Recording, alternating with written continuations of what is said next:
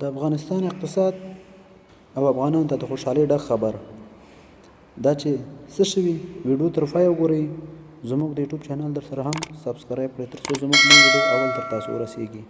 جلال آباد کې د جاوید افغان شرکت خپل په لاس جوړ شوي ترشلې تاجکستان هیواد ته انتقال کړي. د یادو ترشلو انتقال تاجکستان هیواد ته د افغانستان اقتصاد او افغانانو ته هیله بښونکی خبر ده. که افغان دولت د یادو ترشلو انتقالولو ته دوام ورکړي نو د افغانستان اقتصاد به لا نور هم په ځان بسیا سي.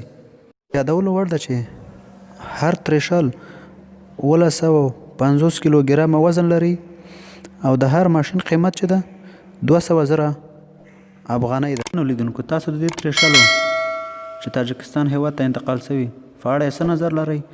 خپل نظر مو موږ سره په کامنټ کې شریک کړئ او زموږ د یوټیوب چینل در سره هم سبسکرایب کړئ ترڅو زموږ نوې ویډیو اول تر تاسو ورسیږي.